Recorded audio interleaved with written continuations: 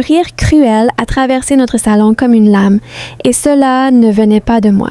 Ma belle-mère se tenait au-dessus de moi en m'appelant une femme vide, inutile, tandis que mon mari était assis à 3 pieds de distance, regardant son téléphone, ne disant rien du tout. N'importe quelle femme normale aurait crié ou fondu en larmes juste là sur le tapis. Je n'ai fait ni l'un ni l'autre. J'ai baissé la tête et accepté chaque insulte, leur laissant croire qu'ils avaient déjà gagné. Ce qu'aucun d'eux n'a compris, c'est que 8 ans plus tard, mon silence cette seule nuit deviendrait la chose exacte qui a détruit leur vie de l'intérieur. Je m'appelle Evelyn Hart. J'ai suivi une formation d'infirmière autorisée avant de rencontrer Nathan Cole, et j'ai abandonné ma carrière pour diriger notre maison pendant qu'il gravissait les échelons dans une grande entreprise pharmaceutique. Je me suis dit que les soirées tardives et les dîners manqués étaient simplement le prix de son succès. Des petits mensonges réconfortants qui me permettaient de dormir la nuit. Jusqu'à l'après-midi, j'ai trouvé une photo cachée dans sa veste de costume tout en la préparant pour le pressing. Il montrait Nathan riant dans un parc d'attractions, une femme nommée Brianna à côté de lui et 2 petits-enfants assis sur leurs genoux comme s'ils y appartenaient complètement. Mes mains sont devenues froides et tout mon corps avait l'impression d'être tombé dans de l'eau glacée. Pendant des semaines, il avait disparu sous prétexte d'heures supplémentaires et de voyages d'affaires. Et j'avais cru chaque mot. Ce soir-là, j'avais prévu de l'affronter, mais Nathan a parlé le premier, m'informant froidement que le budget de notre ménage était réduit de moitié parce que l'entreprise était en difficulté. C'était un mensonge et je le savais parce que sa division venait d'enregistrer des bénéfices records. Il ne me demandait rien. Il m'informait simplement de la façon dont vous informez un domestique des nouvelles règles de la maison. Et quelque chose dans ma poitrine ne s'est pas cassé. Il a gelé solide à la place. Le lendemain, j'ai gentiment demandé à ma belle-mère, Tayan, si Nathan semblait distant ces derniers temps, et elle a souri du sourire de quelqu'un qui savait déjà tout. Elle m'a rappelé que les hommes ont des affaires à régler, qu'une bonne épouse reste silencieuse, surtout celle qui ne peut pas donner d'enfance à son fils. Cette seule phrase me disait qu'elle avait déjà rencontré son autre famille. Une autre femme aurait appelé un avocat la même semaine et aurait tout brûlé publiquement. J'ai choisi quelque chose de bien plus dangereux. Je n'ai rien dit et j'ai tranquillement commencé à rassembler chaque page des résultats obligatoires de Nathan sur la santé des dirigeants, les classant dans un tiroir verrouillé où personne ne penserait jamais à regarder. La vie à l'intérieur de notre maison s'est transformée en quelque chose comme un film en noir et blanc après cela. Nathan m'a traitée comme une aide embauchée, prenant des repas et repassant, rentrant à la maison avec une odeur de parfum que je n'ai jamais portée. Chaque automne, la même enveloppe épaisse arrivait de son programme de santé en entreprise et chaque année, il me la remettait sans l'ouvrir, me disant de la mettre quelque part. Je l'ai portée directement dans ce tiroir et l'ai ajoutée à un classeur en croissance, lisant les chiffres avec l'œil exercé d'une ancienne infirmière, à la recherche de quelque chose de bien plus profond que l'hypercholestérolémie, quelque chose que j'ai prié de ne jamais trouver.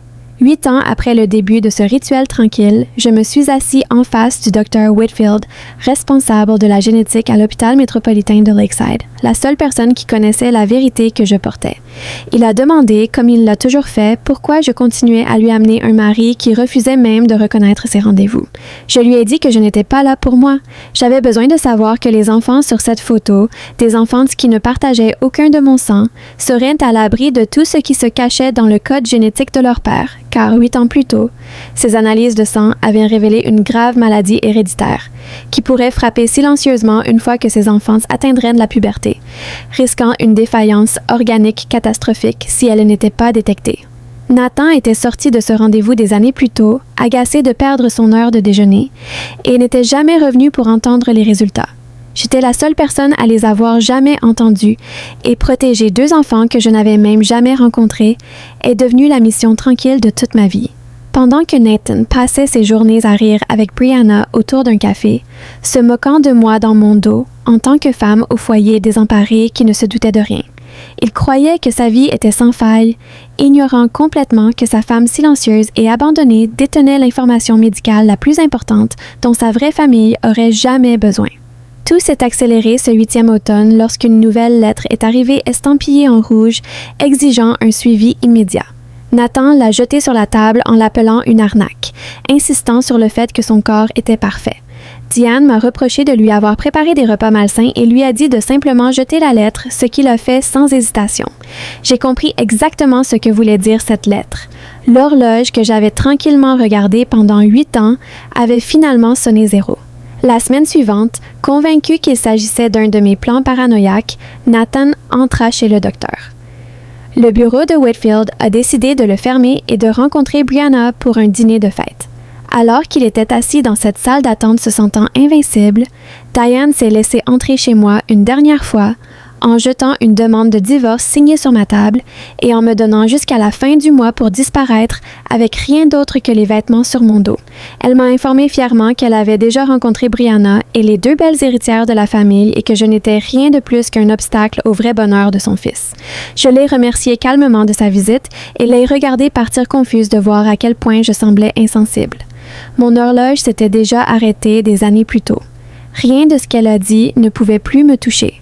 À l'intérieur de ce bureau, le docteur Whitfield a finalement dit à Nathan la vérité qu'il fuyait, qu'il était porteur d'une maladie génétique avec de fortes chances de transmettre à ses enfants biologiques et sans un suivi approprié, les conséquences pourraient être fatales.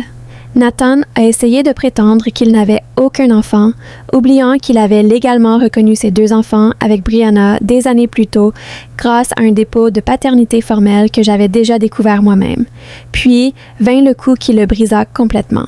Chaque année, pendant 8 ans, sa femme était entrée dans ce bureau pour poser des questions non pas sur lui, mais sur la sécurité des enfants qui n'étaient pas biologiquement les siens.